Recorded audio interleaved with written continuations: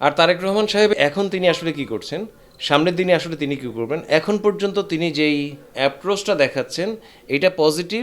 আবার এইখানে এক ধরনের আশঙ্কা আমাদের মনের মধ্যে আসলে তৈরি হচ্ছে, বা আমার মনে হয় যে কেউ কেউ এটা নিয়ে একটু কথাবার্তাও বলা শুরু করছেন, যে এরকমভাবে যে সবাই যে ওইখানে গিয়ে এক ধরনের দেবীর পূজা করার মতো করে যে পূজা দিয়ে আসছে, এইটা আসলে বাংলাদেশে আবার একটা মাফিয়া তৈরি করতে পারে, আবার একটা কাল্ট, এবং কাল্ট থেকে মাফিয়া। এই জায়গাটায় তারেক রহমান সাহেব কতটুকু সচেতন আমি জানি না। উনি যদি এটা এনজয় করেন তাহলে উনি খুব ভুল করবেন। ওনার পরিণতি আগের যে মাফিয়াদের, আগের যে কাল্ট এবং কাল্ট থেকে মাফিয়া যারা, তাদের মতোই হবে। গণভোটের ভবিষ্যৎ বাংলাদেশ রাষ্ট্র ব্যবস্থা নির্ধারণ করবে আলী রেওয়াজ বলেছেন, এবং গণভোটে হা এবং না বিষয়ে এখনো মানুষ সতর্ক না। এ বিষয়ে আপনাদের অবস্থান কি? না, নিশ্চয়ই গণভোট তো এই যে সংবিধান সংস্কার পরিষদ, যেটার কেতাবি নাম, এই নামটা মানে এই কনসেপ্টটাই কিন্তু আমাদের দেয়া রাষ্ট্র সংস্কার আন্দোলন।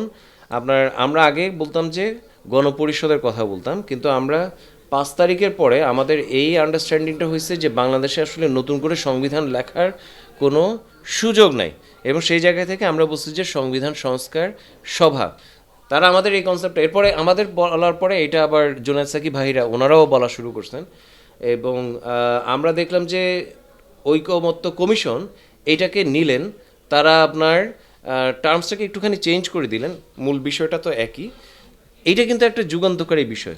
পৃথিবীর কোথাও কিন্তু এর আগে কখনো সংবিধান সংস্কার সভা পরিষদ কোনো কিছু হয়নি। সবসময় হয় এরকম সভাগুলো হয় হচ্ছে নতুন একটা সংবিধানের জন্য, আগের সংবিধানকে আপনার সংস্কার করার জন্য এরকম কোনো কিছু কিন্তু কখনো হয়নি। সো এই যে একটা যুগান্তকারী একটা ইনোভেশন, আমাদের এখানে যেমন কেয়ারটেকার গভর্নমেন্ট একটা ইনোভেশন ছিল, একই রকমভাবে এইবার আমাদের এখানে ধরেন যে এই যে সংবিধান সংস্কার পরিষদ, এইটা একটা ইনোভেশন। সো আমরা ডেফিনেটলি মনে করি যে এই সংবিধান সংস্কার সভা এইটা আমাদের জন্য খুব গুরুত্বপূর্ণ। আমরা এই ইলেকশনটাকে আমরা মনে করি যে বাংলাদেশের রাজনীতি পরের ধাপে যাওয়ার জন্য, বাংলাদেশ যে আসলে আগের যে মাফিয়াতান্ত্রিক বন্দোবস্ত, আগের যে আপনার এখানে জুলুম লুটপাটের যে বন্দোবস্ত, গুম খুনের যে বন্দোবস্ত, এখানে যে ভারতসহ বিভিন্ন দেশের যে একটা আধিপত্যবাদের যে বন্দোবস্ত, এই জায়গা থেকে যে বাংলাদেশ আসলে বের হয়ে যেতে চায়, তার জন্য একটা বড় একটা গুরুত্বপূর্ণ ধাপ হচ্ছে এই সংবিধান সংস্কার পরিষদ কিংবা গণভোট। এবং এই ভোটটা আমাদের অবশ্যই হ্যাঁ ভোটে জিতে আসা খুব জরুরি, নতুন বাংলাদেশের যারা আমরা আসলে নতুন বাংলাদেশ নতুন বন্দোবস্ত আমরা আসলে যারা চাই। আর যদি মনে করি যে না এখানে আগের মতোই মাফিয়াতন্ত্র কাজ করবে, গুম হবে, লুটপাট হবে, আপনার ধরেন যে পাচার হবে, এবং এই সবগুলো নির্বিঘ্ন করার মতো আইন তৈরি করা হবে, তাহলে তো আর মানে কথাই নেই, তাহলে না ভোট। সো আমরা ডেফিনেটলি চাই, কিন্তু এখানে একটা বিষয় হচ্ছে কি, আমাদের বিভিন্ন কারণে তো ধরেন যে আমাদের সরকার তো এক ধরনের নেগেটিভ একটা ইমপ্রেশনে পড়ে গেছে, মানে জনগণ আসলে আমাদের এই সরকারের প্রতি এখন আর খুব পজিটিভভাবে দেখতেছেন বলে আমার কাছে মনে হচ্ছে না। এইটা আমার কাছে একটা আশঙ্কা যে সরকার বা সরকারের পক্ষ থেকে যদি হ্যাঁ ভোটের ক্যাম্পেইন করা হয়, এইটা না আবার জনগণ এটাকে না নেগেটিভলি নেন, এটা আমার একটা খুব আশঙ্কা। সেই জন্য আমার কাছে মনে হয় যে এটাকে ওভারকাম করার একটা উপায় হচ্ছে যে আমরা পলিটিক্যাল পার্টিগুলো, আমরা যারা আসলে আপনারা যারা মিডিয়া, আমরা যারা আসলে সমাজ সোসাইটি আমাদের দেশ নিয়ে ভাবি, আমরা যারা রাষ্ট্রটাকে পরের ধাপে নিয়ে যেতে চাই, আমরা যদি আসলে এইটা নিয়ে ক্যাম্পেইনগুলো জোরালোভাবে করি, রাদার দেন সরকার যদি একটু কম করে, আমার মনে হয় সেটা ভালো হবে। সো কিন্তু আমি ডেফিনেটলি এটা ফরে, এবং আমি খুব করে চাই যে এই গণভোটে হ্যাঁ ভোট জিতে আসুক, এবং আমি সবাইকে আহ্বান করব যে আপনারা অবশ্যই নতুন বাংলাদেশের প্রত্যয় আপনারা বাংলাদেশের এই গণভোটে আপনারা হ্যাঁ ভোটকে যুক্ত করবেন। আর তারেক রহমান সাহেবের বিষয়টা হচ্ছে যে তারেক রহমান সাহেব এই যে 17 বছর তিনি মজলুম ছিলেন, এবং এই মজলুমত্বের মাধ্যমে তার অনেক গুনাহ, অনেক ব্যর্থতা, অনেক কিছুর অবশ্যই তিনি মাপ পাইতে পারেন। আমাদের দেখতে হবে যে এখন তিনি আসলে কি করছেন, সামনের দিনে আসলে তিনি কী করবেন। এখন পর্যন্ত তিনি যেই অ্যাপ্রোচটা দেখাচ্ছেন এটা পজিটিভ। আবার এইখানে এক ধরনের আশঙ্কা আমাদের মনের মধ্যে আসলে তৈরি হচ্ছে, বা আমার মনে হয় যে কেউ কেউ এটা নিয়ে একটু কথাবার্তাও বলা শুরু করছেন, যে এরকমভাবে যে সবাই যে ওইখানে গিয়ে এক ধরনের দেবীর পূজা করার মতো করে যে পূজা দিয়ে আসছে, এইটা আসলে বাংলাদেশে আবার একটা মাফিয়া তৈরি করতে পারে, আবার একটা কাল্ট, এবং কাল্ট থেকে মাফিয়া। এই জায়গাটায় তারেক রহমান সাহেব কতটুকু সচেতন আমি জানি না। উনি যদি এটা এনজয় করেন তাহলে উনি খুব ভুল করবেন। ওনার পরিণতি আগের যে মাফিয়াদের, আগের যে কাল্ট এবং কাল্ট থেকে মাফিয়া যারা, তাদের মতোই হবে। আর উনি যদি ওনার আগের যে, কারণ তারেক রহমান সাহেবের নামের সঙ্গে আসলে দুর্নীতির অনেকগুলো অভিযোগ খুব অঙ্গাঙ্গিভাবে জড়িত।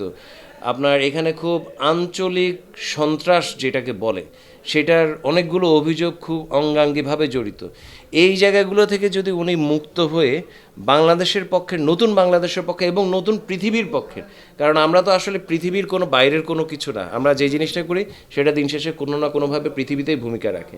সো এই যে নতুন যে বাংলাদেশ, নতুন যে উপমহাদেশ, নতুন যে এশিয়া, নতুন যে আপনার পৃথিবী, এর পক্ষে কিন্তু আপনাকে থাকতে হবে। আপনি এখন আর আগের মতো করে আপনি এটা ট্রাম্পের মতো করে যদি আপনি ভাবেন যে মানে আপনি ওইখানে আঞ্চলিক সমস্যা তৈরি করবেন, ওইখানে মনে করেন যে এইটা বেশি দিন চলবে না।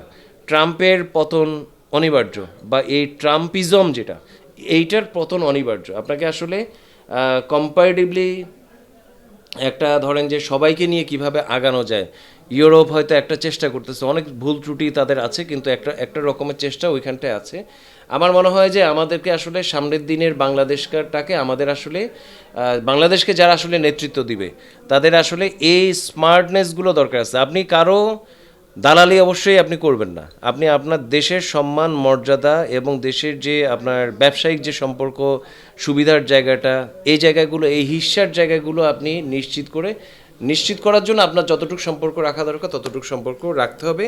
তাহলে আপনি আসলে অনেকগুলো জায়গা থেকে, অনেকগুলো বাড়তি বিপদ থেকে আমার ধারণা মুক্তি পাবেন। এবং যেই বাড়তি বিপদগুলো তারেক রহমান সাহেব একসময় তৈরি করছিলেন, আমি আশা করব যে উনি আসলে ওই জায়গায় যাতে আর না যান, এবং সেটা যদি না করতে পারেন তাহলে বাংলাদেশের জন্য খুব ভালো নিউজ। আর সেটা যদি করতে ব্যর্থ হন তিনি, তাহলে নো বেটার দ্যান জামাত, মানে একই রকম একটা কাহিনীর মধ্যে আমরা পড়তে যাচ্ছি। জামাত হয়তো আগে অপরাধ করছে, তারেক রহমান সাহেব হয়তো সামনের দিনে অপরাধটা করবেন, এতটুকু ডিফারেন্স। আপনারা প্রার্থিতা ফিরে পেয়েছেন এবং কেমন বাংলাদেশের আসন্ন ত্রয়োদশ সংসদ নির্বাচন কেমন দেখতে চাচ্ছেন? নিশ্চয়ই, মানে আলহামদুলিল্লাহ আমাদের জন্য এই যে প্রার্থিতা ফিরে পাওয়ার বিষয়টা, এটা আসলে খুব সহজ ছিল না, এটা একটা বড় লড়াই ছিল। আপনি জানেন যে আমাদের যে কি বলে 1% যে ভোটাররা, তাদের বাসায় আপনার পুলিশ গিয়ে তাদেরকে যখন জিজ্ঞেস করছে এবং ধমকের সুরে যে তুমি এখানে সিগনেচার দিছো, তুমি যে সিগনেচার দিছো তুমি কি এটা মানে কোর্টে গিয়ে বলতে পারবা, যদি কোনো সমস্যা হয় সেটা কি তুমি ট্যাকেল করতে পারবা, এরকম যে তাদের যে অ্যাপ্রোচ, মানে এই কথাতে তো ভাই আপনারা যদি কেউ বলে আপনিও ভয় পেয়ে যেতে পারি। এই লোকদের আমাদের এরকম 6 জনের মানে নির্বাচন কমিশন থেকে বলা হয়েছে যে 6 জনকে পাওয়া যায় না, এবং আমরা পরে খোঁজ নিয়ে দেখলাম যে এই 6 জনের মধ্যে 4 জন এলাকা ছাড়া হয়ে গেছে। মানে তারা আমাদের কাছে আইসা আর বলতে পারতেছে না যে ভাই আমি তো আপনার বিরুদ্ধে সাক্ষ্য দিতে বাধ্য হয়েছি, এবং তারা এলাকায় ছাড়িয়ে দিচ্ছে ভয়। 2 জন আমাদের কাছে আসছে যে ভাই আমাদেরকে এরকম একটা সিচুয়েশনে ফেলছে, এবং এই সিচুয়েশনের কারণে আমরা এই মিথ্যা সাক্ষী দিতে বাধ্য হয়েছি। আমরা এইটা এনে কমিশনে আনছি যে দেখেন আমার এই যে সাক্ষীদেরকে কীরকম স্বাক্ষরকারীদেরকে ভয় দেখানো হয়েছে। কমিশন তখন কনভিন্স হয়েছে ঠিক আছে যে 2 জনকে যেহেতু করা হয়েছে, ধরে নেওয়া যেতে পারে যে বাকি যে 4 জন তাদেরকেও নিশ্চয়ই এরকম একটা প্রক্রিয়ার মাধ্যমে ফেলার কারণে তারা হয়তো এই সাক্ষ্য দিতে মানে ভয় পাইছে বা এই জায়গা থেকে।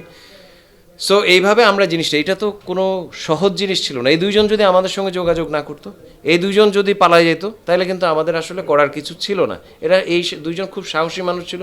আপনারা দেখে থাকবেন যে আজকে আমরা তাদেরকে প্রেস কনফারেন্সে আনছিলাম, যে একেবারেই মনে করেন যে গরিব দুঃখী প্রান্তিক মানুষ যারা আর কি, এই 2 জন ছিল একেবারেই সেরকম। এবং আমাদের সমর্থকরা আসলে মানে এই যেহেতু বাজিতপুর এলাকা, হাওড় অঞ্চলের মানুষ, হ্যাঁ, বেশিরভাগই আসলে খুবই প্রান্তিক মানুষ। তো আবার এর আগে আমাদের নিবন্ধন নিয়ে আপনি জানেন যে 4 মাস হয়ে গেছে, আমরা হাইকোর্টের রায় পাইছি, এখন পর্যন্ত এই রায়টা ইমপ্লিমেন্ট করার ফুসরত সময় সুযোগ নির্বাচন কমিশনের হয় নাই। আমরা ধরেন যে এত সব চ্যালেঞ্জের পরে, এত সব বিপত্তি বা আমাদের বিরুদ্ধে যে ষড়যন্ত্র, এরপরেও আমরা ধরেন যে এগুলো নিয়ে বড় ধরনের কথা বলতেছি না বা আন্দোলন সংগ্রাম করতেছি না, কারণ হচ্ছে যে আমরা চাই যে সঠিক সময় ইলেকশনটা হোক। ইলেকশনটা একটা দিনের জন্য পিছাক, এটা আমরা আসলে চাই না। এবং আমরা যদি এরকম একটা আন্দোলনের ডাক দেই, তখন ইলেকশন পেছনে যারা চাইতেছে বা যারা ষড়যন্ত্র করতেছে তাদের পালে হাওয়াটা যেতে পারে। সেই কারণে আমরা এই জায়গাটা কোনো অবস্থাতেই বড় ধরনের কোনো আন্দোলন বা সংগ্রাম আমরা এই বিষয়গুলো নিয়ে করতেছি না। কিন্তু আবার আপনি তো এটাও জানেন যে নির্বাচন কমিশন তার কোনো সংস্কার প্রস্তাব সে আসলে ইমপ্লিমেন্ট করে না। সো এত সব বিপত্তির পরে আমরা যে শেষ পর্যন্ত ইলেকশনটায় থাকতে পারতেছি, এটা একটা বিশাল লড়াই। আমাদের লোকদের, আমাদের কর্মীদের, আমাদের এলাকাবাসীর বিশাল একটা অ্যাচিভমেন্ট। এখন হচ্ছে যে আমরা এই ইলেকশনটাকে বের করে আনতে হবে। আমাদেরকেই আসলে এই যে সাহসের সঙ্গে আমাদের এই যে দুইজন সদস্য দাঁড়ায় গেছে, যে পুলিশ গিয়ে তাদেরকে বলছে, এটা তখন তারা ওইখানে সে বলতে বাধ্য হয়েছে, কিন্তু পরে এসে সে সাহস করে আমাদেরকে বলছে এবং আজকে কমিশনে গিয়ে তারা সাক্ষী দিছে। বা আরও যে চারজন, আমার ধারণা তাদেরকেও আসলে এরকম একটা আপনার প্রেশারের মধ্যে ফেলছে, আমরা হয়তো তাদের সঙ্গে কথা বলার সুযোগ পাইনি, বা তারা আমাদেরকে ওইখানেও সাহস করে তারা হয়তো পজিটিভ সাক্ষ্য দিছে দেখে ওদের নামটা ধরেন যে এই লিস্টে আনতে পারেনি। সো এই যে এত সাহসিকতার যে কাজটা আমাদের এই সাক্ষীরা করছেন, এটার মূল্য আমাদেরকে দিতে হবে। আমরা অবশ্যই এই ইলেকশনটাকে জেতার জন্য আমাদের সাইড থেকে সর্বত যেই কাজগুলো, তার মানে হচ্ছে প্রথমত ইলেকশনটা যাতে কেউ মনে করেন যে নষ্ট করে দিতে না পারে, বানচাল করে দিতে না পারে, ইলেকশনটাতে মানে কেউ যাতে জাল টাল করে ইলেকশনের ফলাফল যাতে আপনার নষ্ট করতে না পারে, এরকম সব বন্দোবস্ত আমরা ইনশাল্লাহ দায়িত্ব নিয়ে আমরা ওইখানে করার চেষ্টা করব। এবং আমার বিশ্বাস যে আমরা আসলে এটা করতে পারবো। দেখা যাক, ইলেকশন অনেক বড় একটা জিনিস, আর আমরা যদি এটা করতে পারি, আমার কাছে মনে হয় আরেকটা গুরুত্বপূর্ণ পয়েন্ট এখানে বলা দরকার, সেটা হচ্ছে যে রাষ্ট্র সংস্কার আন্দোলন, যেহেতু আসলে এই রাষ্ট্র সংস্কার, সংবিধান সংস্কার, এইটার আসলে একজন প্রধান প্রবক্তা, এবং ধরেন যে এই যে সংবিধান সংস্কার পরিষদ, এটার কনসেপ্টটাই রাষ্ট্র সংস্কার আন্দোলনের ইনোভেশন। এবং আমাদেরকে যেহেতু সারা দেশে পরিকল্পনা করে আমি বলবো যে ইলেকশন করতে দেয় নাই, এবং এটার পিছনে একটা বড় কারণ হচ্ছে তারা চায় যে মানে বিএনপি এবং জামাতের মধ্যে ইলেকশন হোক, সংস্কারের আলাপটা ইলেকশনের থেকে বের হয়ে যাক, সংস্কারের আলাপটা আসলে বাতিল হয়ে যাক, এটা যাতে আসলে টেবিলের নিচে পড়ে থাকে, সংস্কার যাতে না হয়। সো সংস্কারের বিপক্ষের একটা প্রচেষ্টা বলে আমি মনে করি। এই সব কিছুকে মিলায় আমার কাছে মনে হয় যে তাহলে এই ইলেকশনটা, এই বাজিতপুরের নিকলির যে ইলেকশন, কিশোরগঞ্জ 5-এর যে ইলেকশন, এটা আসলে নতুন বাংলাদেশের যে ইলেকশন, সেটারই আসলে এখন একমাত্র একটা রূপ হয়ে গেছে। এটাই আসলে জাতীয় ইলেকশনটা, যে ইলেকশনটা আমরা আসলে চাইছিলাম। অন্য কোনো জায়গায় আমরা সেটা করতে পারি না, এক জায়গায় আমরা করছি।